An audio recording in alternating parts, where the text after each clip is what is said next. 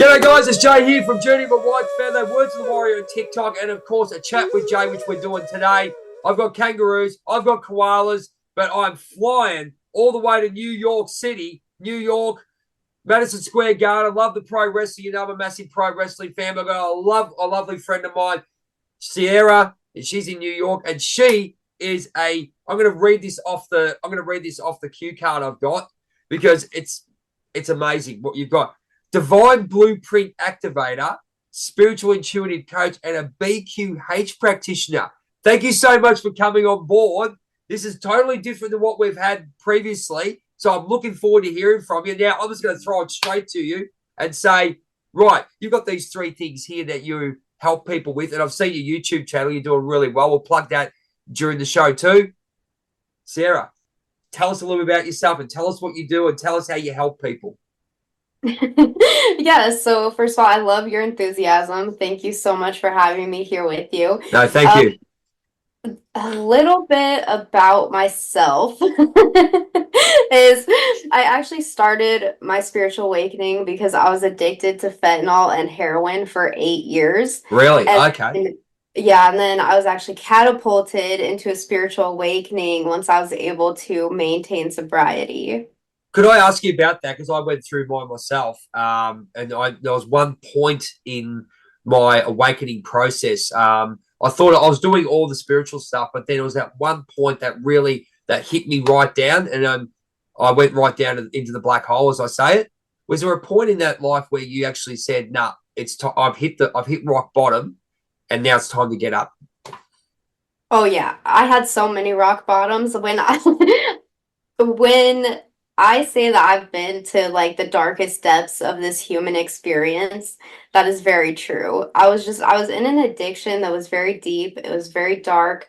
A lot of people don't have that same opportunity that I got to leave my environment. And when I had the opportunity to leave the environment that I was in, I had this incredible opportunity to move to New York City.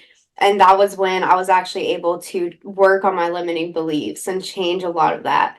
But if you look at like the depths of the addiction, like I was in and out of Sorry. rehab programs. I always ask my clients if like they had any religious or spiritual experiences when they were younger. Yep. I did not. Like, I truly think that it was just me, my 3D reality, and my addictions. I had addiction since childhood, where even when Right. I was a young child, um, I followed the same cycles as my parents of I didn't know how to eat food. And so I had these different addictions with food and I didn't Wow. understand my emotions. So I went into deep Can I addiction can at I a ask you young with that one? age. Can I ask you with that one? Sorry to cut you off because I resonate with it. Did you find with your program and once you understood about subconscious program, what you do now, as I said, wonderful channel on YouTube, do some wonderful things. Did you find um, that you were like it was like you're being trained to do that, to have those patterns, understand the subconscious mind, how it worked, and how it was trained the first 7 years? Oh yeah, absolutely. I definitely can look back at like my parents. I think that my parents did the best that they absolutely knew how to, but it was definitely my conditioning and my programming that led to some of the decisions that I made later in life. But now looking at it, I can see how it was all part of my plan. That now those are the things that I'm here to help people with.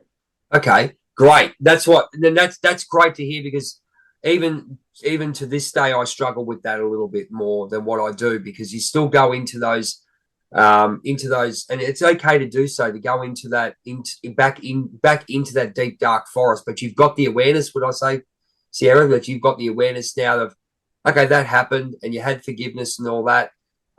Could I ask you too? Might as well ask you forgiveness. Because people ask me all the time about forgiveness. Do you forgive? Do you remember? What's your process with that? Because we know that if we hang on to things, we obviously it's like a big um, ball on our back, I guess, in some ways that we're holding up. How do you let go?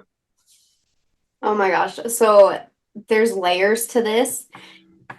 In the very beginning of my spiritual awakening, it was actually really easy for me to forgive other people for what they had done to me just because I was in such a deep addiction that I made decisions that never would I don't even I think I've made decisions in this life that even on a soul level, like maybe my higher self was a little surprised. Right. Okay.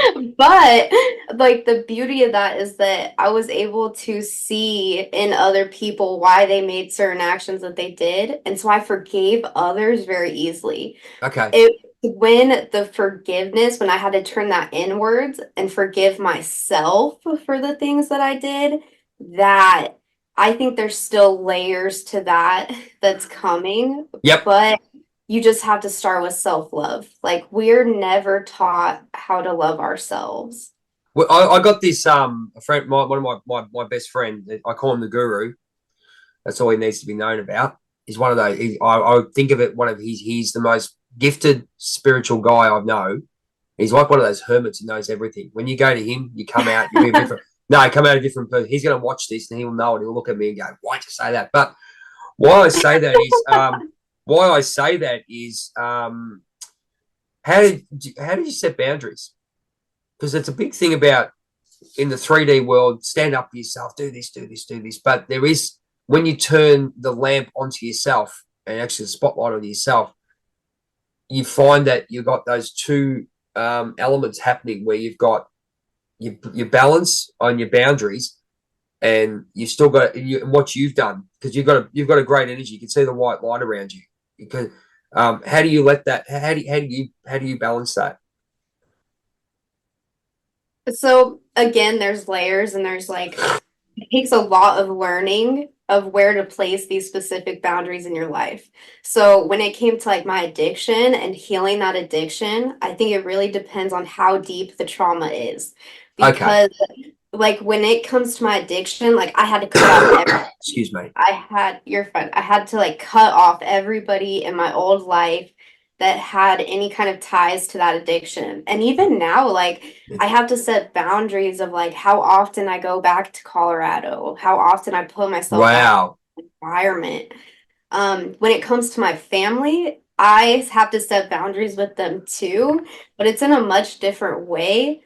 And when we set boundaries with our family, especially a lot of people here, like they're here to break these really deep generational traumas. And we want to help our families so much right now. But again, it comes back to self-love and self-awareness of like, is this good for me? I can That's amazing. Well done. That's great. yeah, absolutely. Like I can plant seeds for other people, but if they're like dependent on me for any kind of emotional reason that's harming me in any ways, then I know a boundary needs to be set there. Mate, that's amazing. So this is why I got this is why you get you on because you've got a different aspect. Excuse me, frog in the throat. Um, different aspect coming from being an intuitive spiritual coach. Where with myself, I'm doing what I call the remove the mask. So I'm actually removing my. That's what happened to me. I removed my mask and then I sort of really looked inside myself. Did you have a safe space, Ceirra? Did you have a safe space at some stage when you're in the hole? Did someone provide you with a safe space? Because I know Greg Riley and Michael McNair and Deirdre James, I always talk about them very highly, provided me that safe space that I had to really accept. Did you? How did you find? How did you find that safety within yourself? Did you find it within yourself, or someone else gave it to you? I think so. I'm very fortunate, and this does not happen. Like the way that my addiction played out, I have to trust that there's a greater plan. Yeah, Just because, like, we all do. I tell you, we all do. I tell you right now. so I actually had a boyfriend the entire time during that really bad addiction.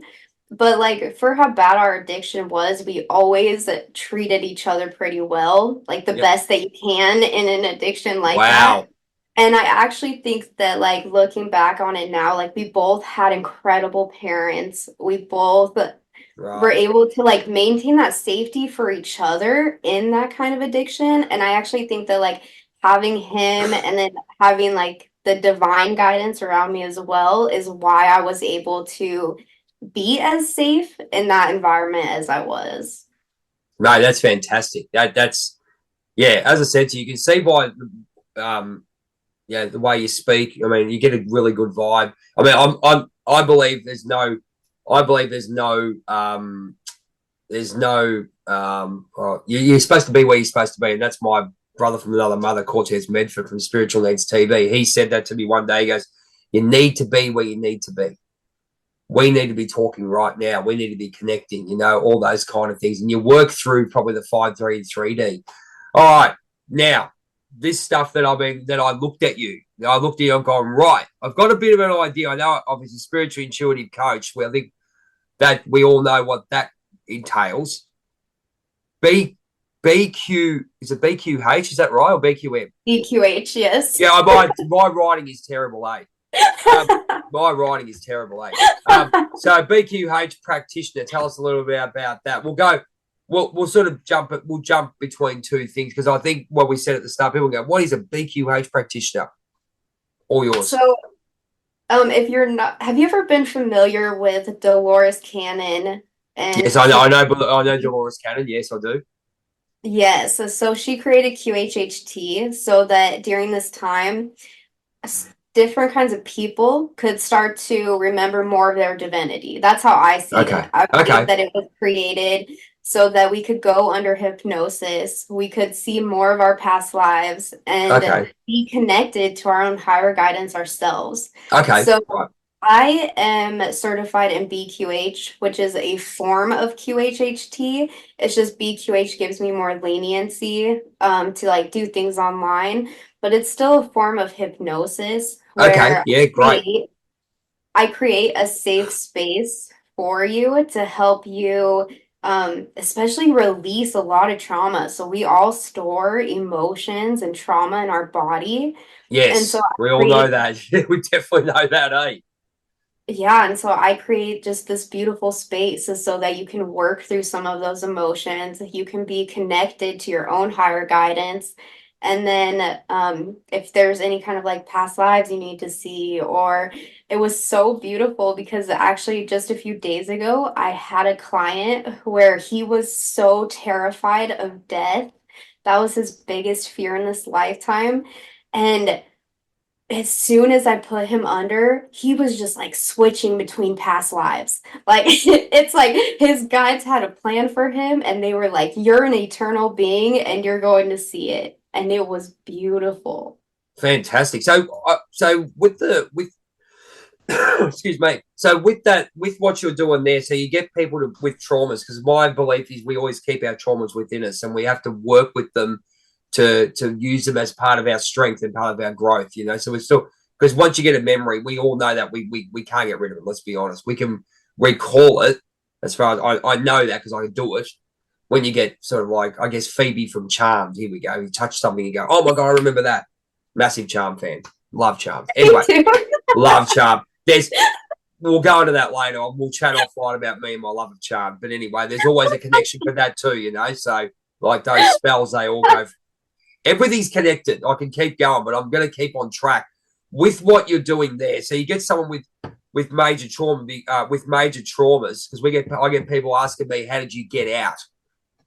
And I provide that safe space for them to talk, because they feel comfortable, and we can talk about it, and I can show them how to get out, how I got out, which is basically, you know, going within, looking within yourself, where you're at, accessing those traumas.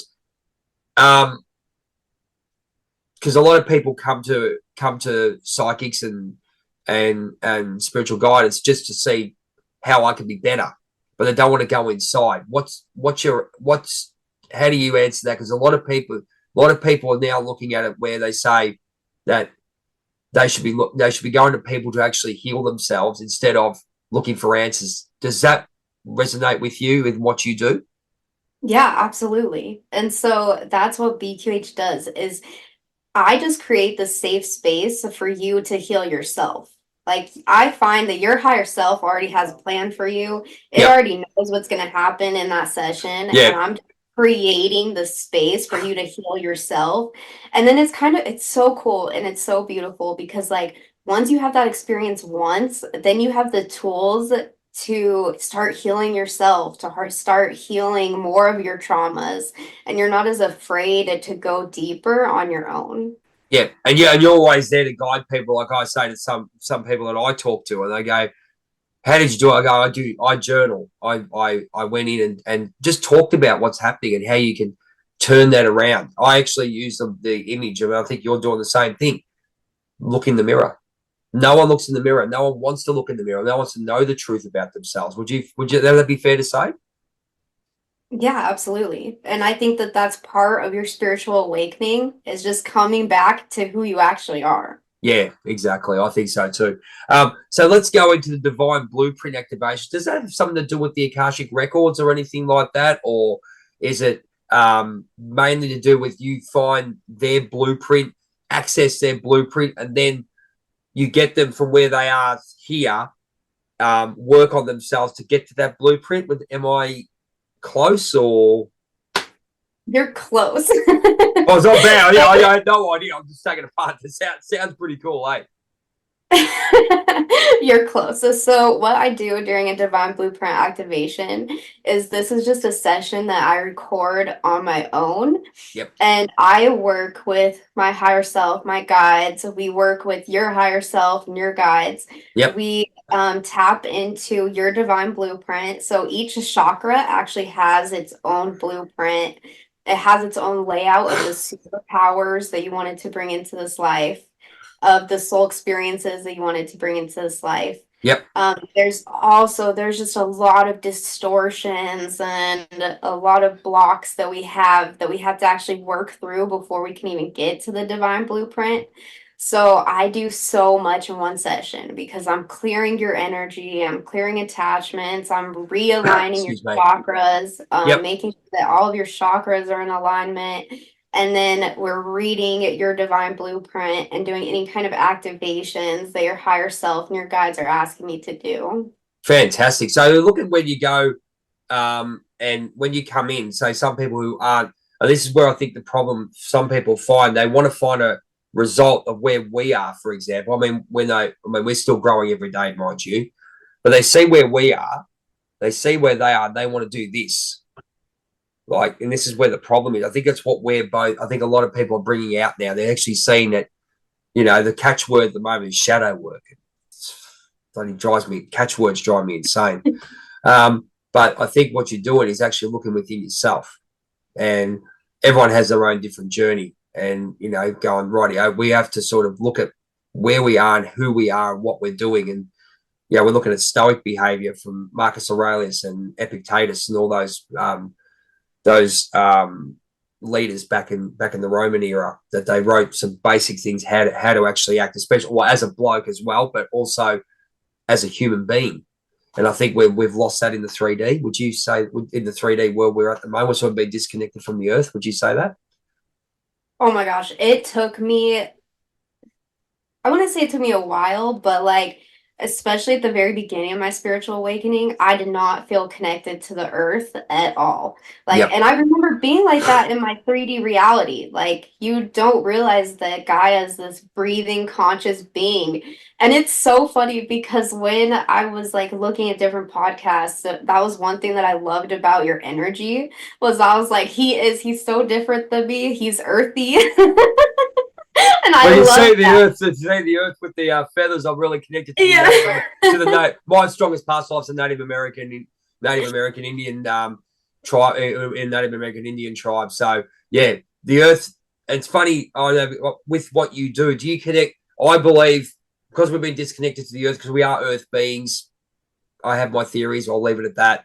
So getting more connected to the earth and understanding yourself and really being a bit more selfish, but then having that connection, then connecting to the earth, and then allowing yourself to connect to the universe. I don't know about you. Do you vision every night? Because What did you say? I vision. Do you have visions every night? I have visions every night now for the last 7 or 8 months. Yes, yeah, I'm very connected, That's definitely. what I'm saying. So we're actually showing the connection. I know there's stuff like um, angel numbers and all that. I see them all the time. I know that's how they're telling me I'm connected. So The one thing that I do want to say about Earth that I see in my divine blueprints all the time is that they tell me that the more connected we are to Gaia, the more grounded we are, the more access we have to our spiritual abilities.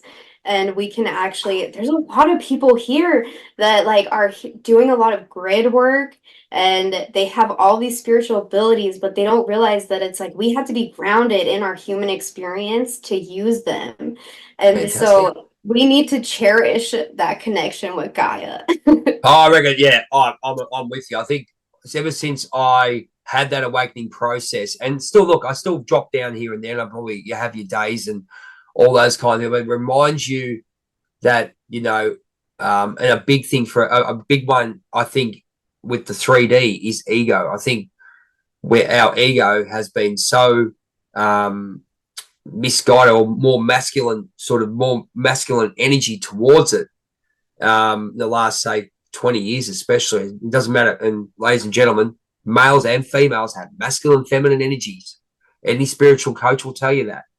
So there's masculine and feminine energies, and I think that's what's been happening with the ego and stuff like that. How do you go with that one when people come in? Can you see the ego working against them, and you tell them how to work, how to train yourself to work with it? Yeah, there's a lot of people where their spirit guides are telling them, like, just watch this belief system, watch where you're like holding on for control because, like, we've been too analytical or we've been very Love it. analytical. Love it. Keep going. Love it. Keep going. But that comes through all the time. Like I can feel that these people are like gripping on for dear life to not let go. And it's like it's okay to let go. It's okay to flow, to be in that flow state. And they say all the time just like how over analytical we've become of everything. We have. It's really funny. I'm a big believer in, obviously now, especially the last 3 to 4 months, especially. Um, Everything's coming together of what I loved, all the messages, all the movies I watch, all that. They all have messages for me. And it's a message about who I am as a person, what I want to be as a person. So, what you're saying is being connected and understanding that and having that. And I think I think what you're really doing is you got your 5D and your 3D. And as I said, removing the mask of the 3D. Because I used to play victim all the time. I'll be honest with you. Everyone said, "Oh, you're such a lovely person," all this stuff. But I had a lot of inner anger. I had a mask. I'm a cosplayer by trade, if you know, costumer. So I'd go, right. Oh yeah, I'm going to be Robin today. Yeah, great. I am Robin. I didn't love myself, and that's what people don't understand. But now I can put the Robin costume on, knowing I'm me, and put the Robin costume and do that. So, do you get people like that as well? Do you see that they sort of have that 5D, 3D sort of connection type thing, and you can see that they're sort of still sort of within that ego type thing? Yeah, and that's what I love about Divine Blueprint activation. So, since I do BQH is like your full empowerment. Like, I'm going to put you in that state. You're going to connect to your guides yourself.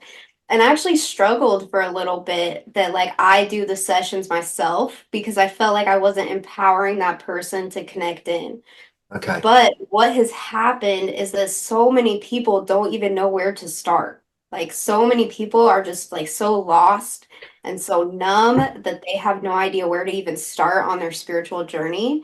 And so that's where I come in. I can at least give you higher guidance. I can give you messages from your higher self, and I realign you to your truest soul's essence so that you can start your healing journey. So you even know where to begin that's best for you. And then a lot of people do a BQH session afterwards so that they can be in that full empowerment.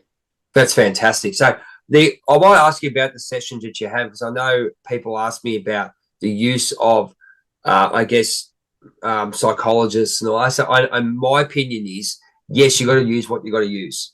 You got to be drawn to where you got to be drawn. But remember, you go within yourself. And remember that there's two.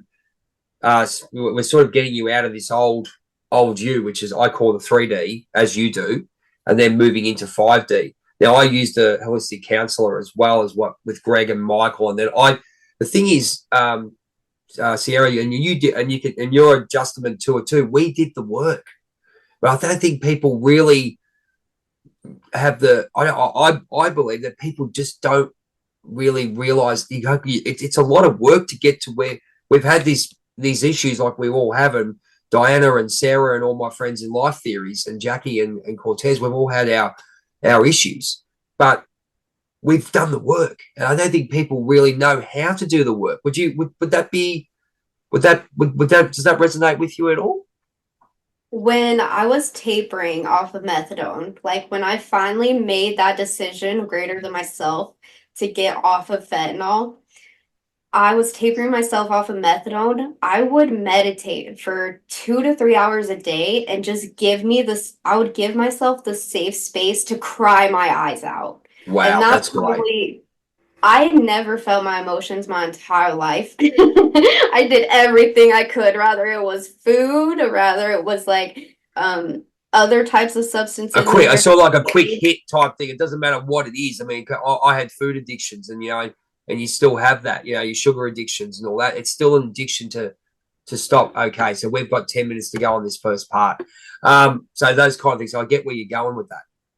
Yeah, so an emotion would pop up and I would be like, oh, like what could I look outside of myself to try and make myself feel better? Agreed. Agreed. It's a case of we actually lose. Look. There's a lot of stuff that happens in the world that we look back on and go, we were sort of trained that way. If you get where they, but we will leave that where it is, where it lies. You know what I'm talking about. We can talk about that later.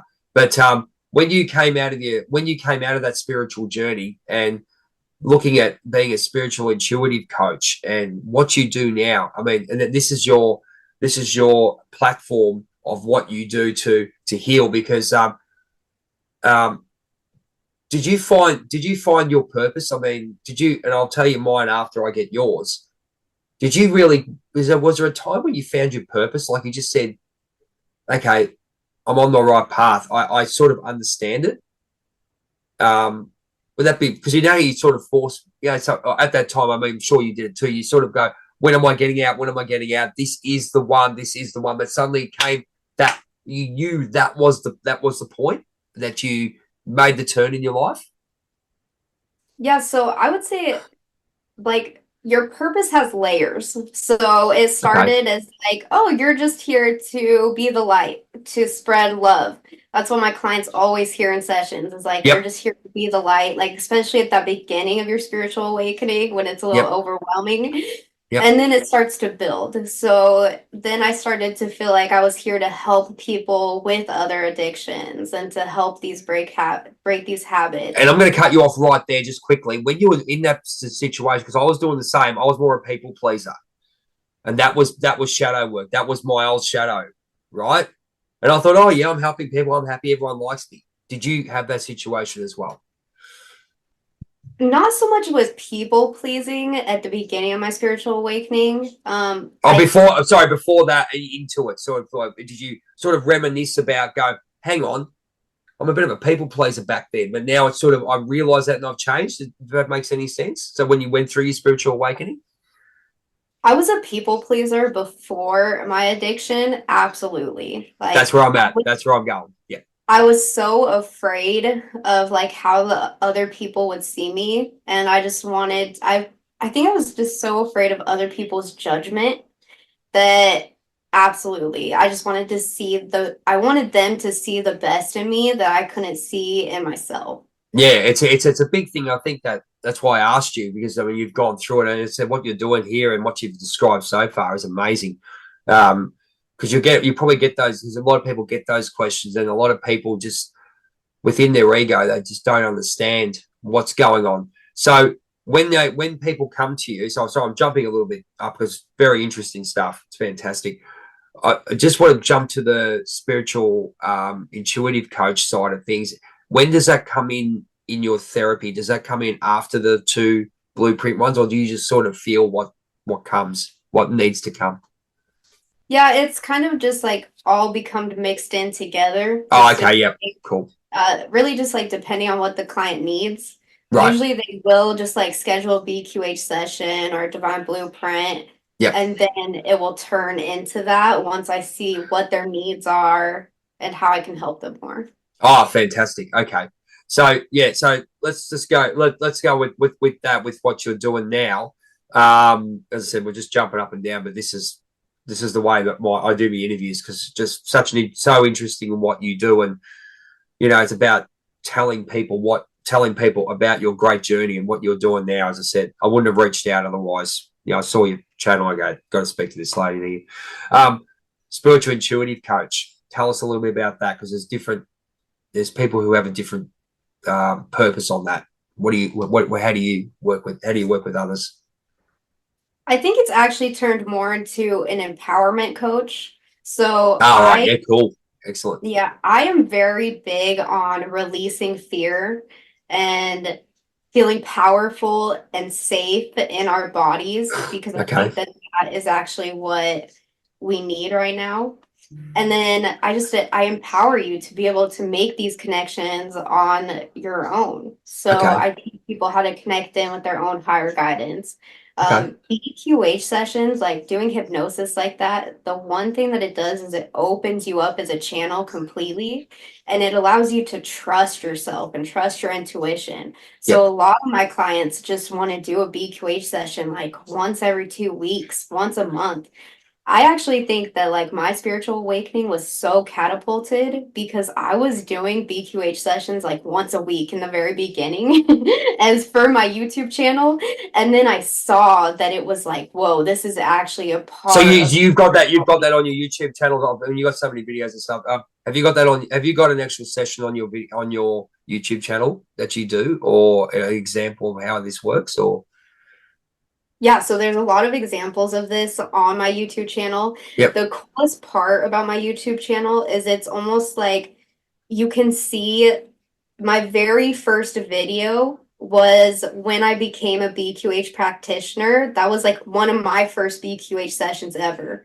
And so I was just doing session after session after session to start my YouTube channel because I just knew in my heart that that's what I wanted to do. And it actually turned into something so beautiful where you can see my entire spiritual journey from the very beginning in these sessions. And you can see how like my spiritual abilities have gotten so much better. My channeling has gotten so much better Yep. from the inner work that I was doing since I started my YouTube channel a little bit more than a year ago. No, that's fantastic. Yeah, it's a great channel. We've got about probably 3 minutes to go. So what I wanted to ask you, with regards to that channel, I only really found my purpose only about 6 weeks ago. Now, I've been going through all this, not to say, ladies and gentlemen, that I was doing what I'm doing. I love what I'm doing, but the purpose is the actual total message. And I think I had to go through as Ceirra said, going through the sections of the onion peeling. Is that what we called it? Onion peeling? Yeah. We did the onion peeling to get to, as I said, mine's remove the mask, write the story. It was in my face all the time. And you got to find out exactly what you do. And the affirmation cards, we'll talk about those afterwards, Ceirra, before we go on this part two. All that thing. With what you did there, do you have we've got about a minute left. Do you have a for part one? Do you have a little message that you were given when you've actually really sort of nailed that video, that first video? Did the message come to you? So it's funny you said 6 weeks ago because I would say like I just stepped into like the next layer of my purpose too. I think that Awesome. I think there's just this full alignment like really happening for people right now. Yes. So I would say that if I had to speak on what my purpose is, it is to bring people back to their truest soul's essence so that they can remember that their soul is truly unlimited. Fantastic. On that note, we're going to part two very, very soon. Ceirra can go and get some water and and just get re-energized. I don't think she does. She's got lots of white light around there. But it's been wonderful, guys. Now, down the bottom of this video, you'll have the YouTube channel. You can go and speak to Ceirra about if you want to get in contact with her, DM her directly. sounds like some fantastic stuff there. And she's part of the group now. So we'll be basically pushing her through with what we're trying to get. And that is getting people out here now, like Ceirra, get her story out. Talk about where she is, what she's doing now, and the great work she's doing. Part 2 coming up very soon. Get ready for another cracker. We'll talk to you soon, ladies and gentlemen.